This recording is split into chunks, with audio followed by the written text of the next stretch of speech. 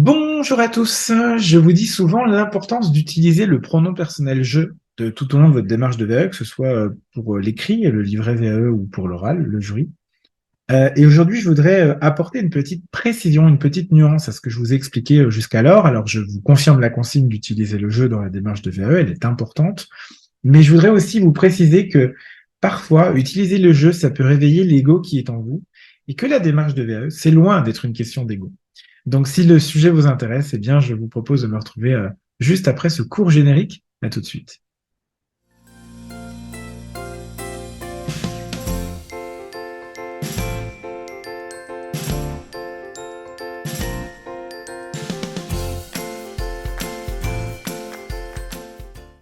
Bienvenue pour ce nouvel épisode du Conseil VAE de la semaine. J'espère que vous êtes en forme, que vous allez bien. Si vous êtes nouveau sur cette chaîne, bienvenue aussi. Je m'appelle Julien, je suis ingénieur de la formation des compétences. C'est un Master 2 que j'ai obtenu par la VAE. Je suis également coach professionnel et mon métier, c'est le développement des compétences pour adultes au travers le coaching, la formation et bien sûr la VAE. J'accompagne depuis 2015 sur tout type de diplôme, tout domaine et tout niveau. Et dans ces épisodes, je vous partage le vendredi un maximum de retours d'expérience, de trucs, d'astuces et de bonnes pratiques pour vous aider à vous lancer du mieux possible dans la démarche de VAE. Et je l'espère de tout mon cœur vous aider à la réussir. Alors, sujet compliqué, j'ai eu du mal à l'écrire dans l'écriture du script. J'ai déjà essayé de tourner plusieurs fois cet épisode, j'ai du mal, donc je vais faire une dernière tentative, j'espère que ce sera la bonne. C'est un sujet sensible, ils sont tous bien sûr sensibles, mais là, comme c'est un sujet, on va parler d'ego. Donc je vais pas rentrer dans la définition de l'ego au sens psy du terme, je suis pas psy et c'est pas mon métier. Je vais parler de l'ego au sens commun, c'est-à-dire remplacer ego par melon, avoir un melon. Euh, Littéralement, la définition commune, c'est d'accorder une certaine importance à sa personne. Euh, c'est de ça dont on parle dans cet épisode-là. Après, il y a plusieurs types de candidats, il y a plusieurs types de personnes qui ont de l'ego. Il y a des personnes qui savent qu'elles ont un ego, d'autres qui l'ignorent, puis il y en a qui n'en ont pas du tout. Si vous n'avez pas du tout, regardez quand même, ça peut toujours être intéressant. Si vous êtes dans les deux premières catégories de gens que j'ai énoncées, essayez quand même d'être vigilant à ce que je vais vous dire là. Euh, j'ai mis du temps à l'écrire cet épisode parce que j'essaie toujours de faire attention à la façon dont j'amène les choses, dont je les évoque. Je pouvais pas faire l'impasse sur ce sujet parce qu'il revient quand même régulièrement.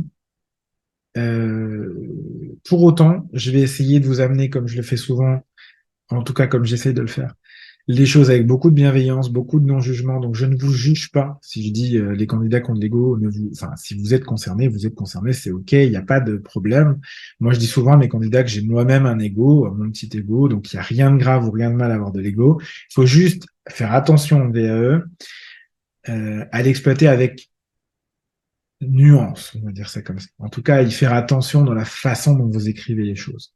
Je vais vous donner des conseils, hein, bien sûr, en fin d'épisode, comme toujours, mais faites vraiment attention à, là, ce que je vais vous dire, c'est pas pour vous braquer, donc ne vous vexez pas. Je ne vise personne dans cet épisode, donc ne vous reconnaissez pas si vous êtes candidat chez nous. Voilà, l'idée, c'est vraiment de parler de ce sujet auquel j'ai été quand même plusieurs fois confronté depuis 2015. Hein. Ça revient régulièrement, donc il fallait quand même que je fasse un épisode là-dessus. Et je ne vais pas non plus revenir sur le jeu, l'importance de dire je en VAE, je l'ai déjà dit à plusieurs reprises, j'ai déjà expliqué pourquoi, j'ai déjà dit que c'était difficile. Si le sujet vous intéresse, on va vous remettre le dernier épisode en date là-dessus. C'était un épisode qui s'appelle Pourquoi est-ce si dur d'écrire je en VAE. Vous pourrez aller le voir pour compléter cet épisode-là, mais là, on va vraiment parler aujourd'hui de l'ego. Et le problème du jeu, le jeu comme consigne, c'est important parce que ça va vous permettre d'exprimer votre pratique professionnelle personnelle, et c'est ça qu'on veut voir dans un livre VAE, hein. Expliquer ce que vous faites, comment vous le faites et pourquoi vous le faites comme ça, pour vérifier que vous avez des compétences en lien avec un diplôme. Et pour autant, quand vous allez écrire, je fais ci, je fais ci, je fais ça, je fais ci, machin, et je le fais comme ça, et je fais aussi ça, bah, des fois, ça peut jouer sur votre ego. C'est une question qui est compliquée, vraiment j'insiste, parce que euh, elle touche à la perception que vous avez de vous-même en tant qu'ego, et en plus à la perception que vous avez de votre travail. Et c'est encore des fois, c'est différent entre la perception, la confiance en eux, l'estime d'eux-mêmes que les gens ils vont avoir au quotidien, et quand ils sont dans le rapport au travail. Parce que vous pouvez avoir peu de confiance en vous, mais savoir que vous faites du bon boulot. Et donc vous pouvez avoir un petit ego sur le boulot, sans même avoir conscience, enfin, ou sans même avoir confiance en vous en général. Donc c'est un sujet qui est vraiment délicat. Et juste vous dire que Quand on a de l'ego, il y a deux solutions. Soit vous avez une perception de vous-même en lien avec votre vécu professionnel, vos compétences, vos acquis, vos savoir-faire-être, savoir tout court que vous avez développé et acquis tout au long de votre carrière. Et ça justifie parfois même d'avoir un petit ego, parce que quand on a fait plein de choses, et plein de choses bien, et qu'on a plein de succès dans sa carrière professionnelle, ben, c'est aussi pour ça qu'on vient en VE, pour les valider, les valoriser. Donc, je comprends ça. Et puis parfois, vous avez aussi les gens qui ont de l'ego, candidats qui ont de l'ego, mais qui n'ont pas le background derrière qui justifie l'ego. C'est plus compliqué pour eux. Et souvent d'ailleurs, c'est des candidats qui se retrouvent assez rapidement confrontés par la démarche à leur niveau de leur manque de compétences, je vais dire ça comme ça. Et du coup, ça leur fait tellement mal que ça leur arrive de quitter la démarche de VE. Mais c'est pas forcément l'issue possible. Il y en a deux. Généralement, quand on a de l'ego en VAE, il se passe deux choses. Soit vous avez de l'ego et vous vous entêtez, vous allez jusqu'au bout de la démarche.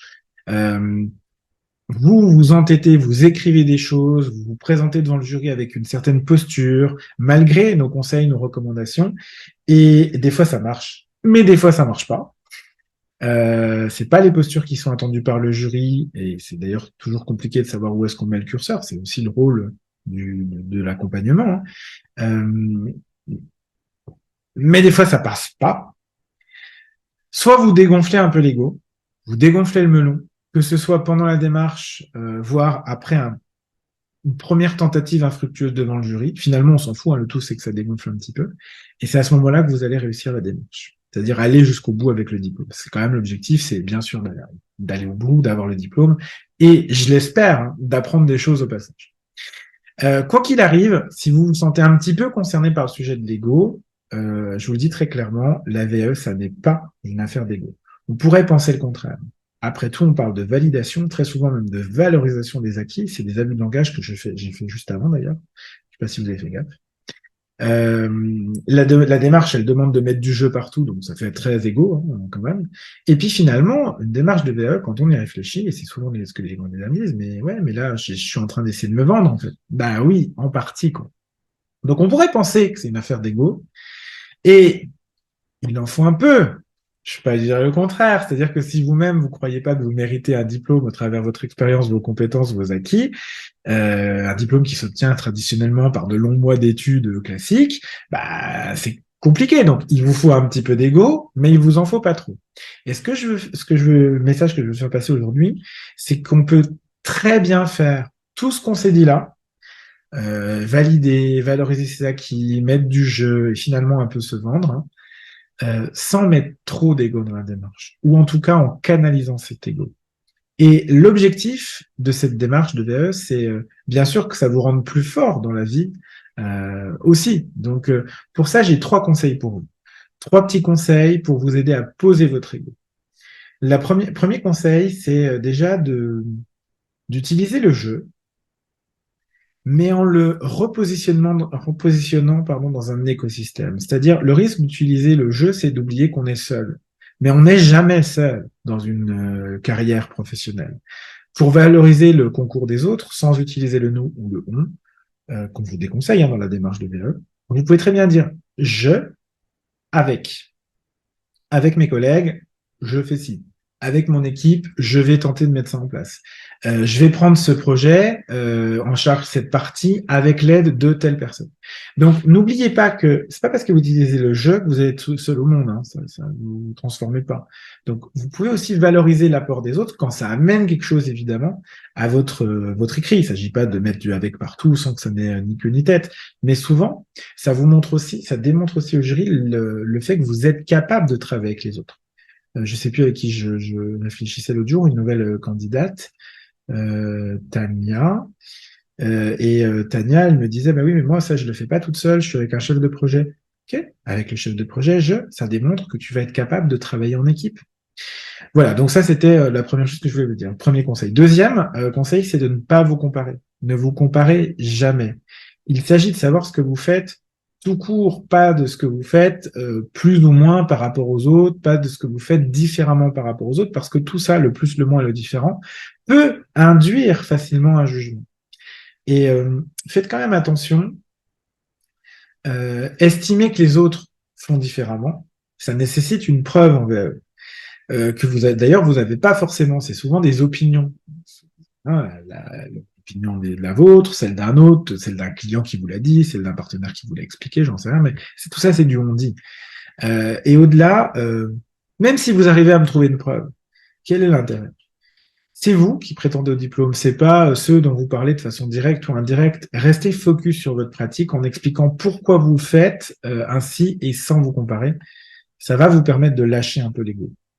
Et puis troisième, je pense, conseil important, c'est qu'il faut, dans une démarche de VAE et plus globalement dans la vie, cultiver l'humilité et la curiosité.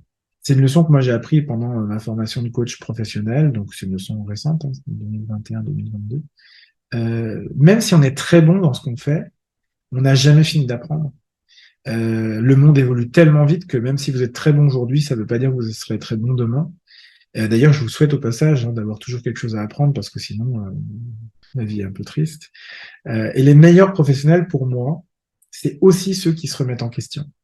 Les meilleurs candidats, c'est aussi ceux qui démontrent cette capacité de remise en question. C'est ceux qui ont vécu des aléas, des déceptions, des échecs, qui, au lieu de les subir, ont réussi à les transformer en apprentissage et donc en compétences. C'est aussi ça qu'on veut que vous démontriez dans votre démarche de VE, que ce soit à l'écrit ou à l'oral. Donc faites attention quand vous êtes dans le jeu, à pas faire du jeu plus succès tout le temps. Faites du jeu plus échec, plus enseignement et apprentissage. C'est aussi comme ça qu'on peut lâcher l'ego dans la démarche de VAE et tout en conciliant la consigne du jeu, garder l'ego de côté et je pense optimiser ses chances de réussite du diplôme. J'espère que cet épisode n'était pas trop confus. J'espère que ça vous est utile. Si c'est le cas, n'hésitez pas à mettre j'aime, partager, à suivre notre chaîne et à vous abonner pour recevoir nos prochains épisodes. Je vous invite aussi à vous rendre sur notre site jacef.com et vous inscrire à notre newsletter. Le lien est en barre d'infos. Quant à moi, je vous retrouve la semaine prochaine pour un nouvel épisode du Conseil de la semaine. Et d'ici là, portez-vous bien. Et je serai revenu de vacances et je serai certainement beaucoup plus en forme qu'aujourd'hui. J'espère que c'était clair. Si jamais ça l'est pas, commentaire en lien et je répondrai. À très vite. Je vous embrasse.